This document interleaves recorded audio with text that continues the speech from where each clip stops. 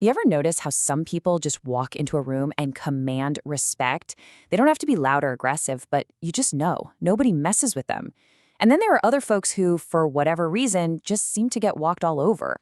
So, what is the difference? Well, it often boils down to stopping just one specific type of behavior. Let's get into it.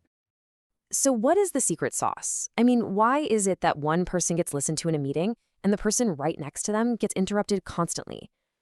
I used to be that second person, the one whose plans were always the first to get canceled, the one who was always the punchline. Honestly, I felt invisible.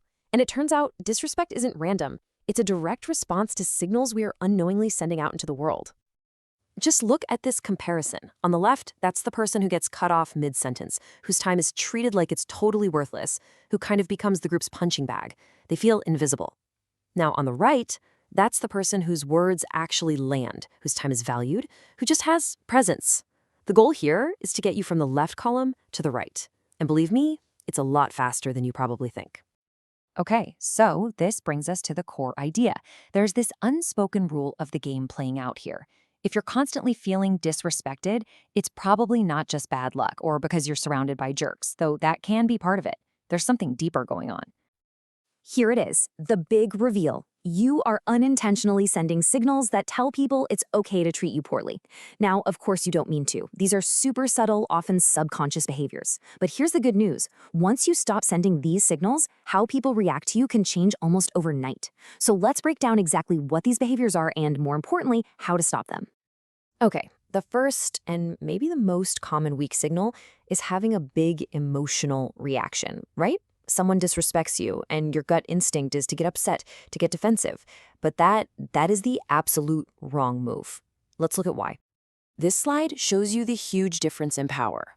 When you get upset or you launch into this long-winded defense, you are literally handing your power over to them. You're showing them they got under your skin. The real power move is to stay completely calm, name the behavior for what it is, and then just let them sit in the awkward silence they created. And you know what? It really is this simple. I had this friend who was constantly making fun of my job. For the longest time, I just laugh it off, pretend it didn't bother me. Then one day, I just looked at him, totally calm, and said, "That was disrespectful." And then I just stopped talking. The whole group got quiet. He apologized, and you know what? He never did it again. You're not playing their game, you're just stating a fact. And that is incredibly powerful. All right, let's move on to the next behavior, and you'll see how these start to build on each other. This one is all about your availability. If you are always available to everyone, all the time, you are subconsciously teaching people that your time has no value. Think about it this way. You wait for a doctor's appointment, right? Because their time is scarce and valuable. You don't just expect them to drop everything for you. But if you answer every single text message in 2 minutes flat and say yes to every request instantly, you're signaling that you have nothing more important going on. You're teaching people they don't have to respect your time.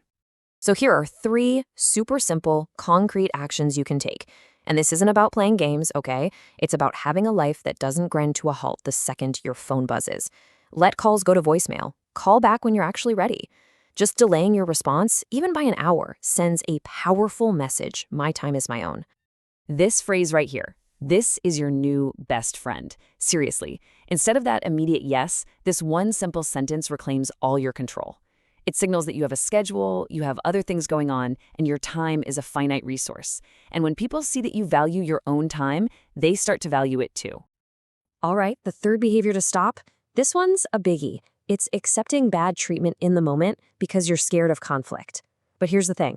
Every time you stay silent, you're giving a silent green light for that behavior to happen again and again. Staying quiet doesn't actually avoid problems. It just lets them build up inside you until you eventually explode with resentment. The power move is to address the issue right away, calmly and directly.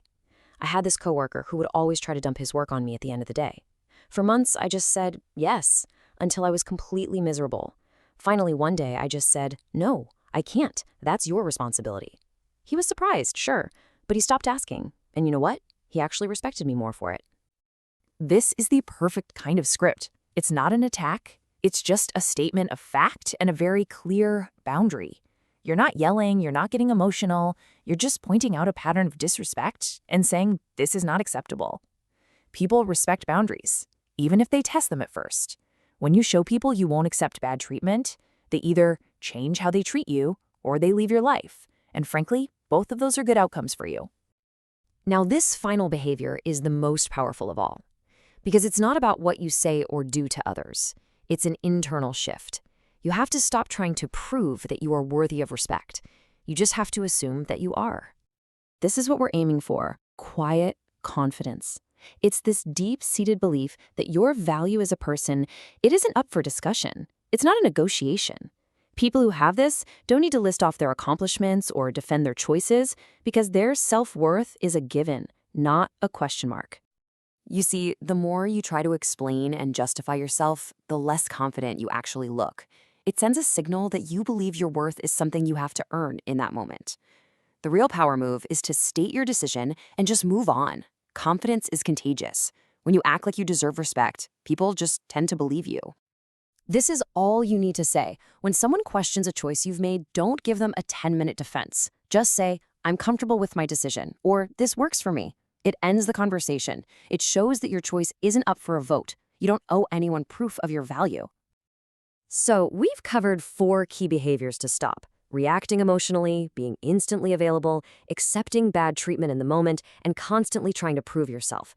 But here's the thing nobody tells you. This isn't about learning a bunch of new, complicated social skills. And this, right here, is the most crucial takeaway of all.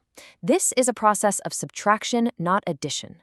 You already have a strong, respectable self in there. You just need to chip away at the weak behaviors that are covering it up. When you stop these habits, respect just shows up automatically. So here is your move. Your one thing. Don't try to do all 4 of these things at once. Just pick one, whichever one feels easiest to you. Maybe it's just waiting an hour to text someone back. Maybe it's calmly saying, "That was rude," the next time someone makes a crack at your expense. Do it just once, see how it feels, and watch the other person's reaction. Because that's what this all comes down to, really. You don't need to wait for permission from anyone else to be respected. You already deserve it, right here, right now. The only question left is, are you ready to start acting like it?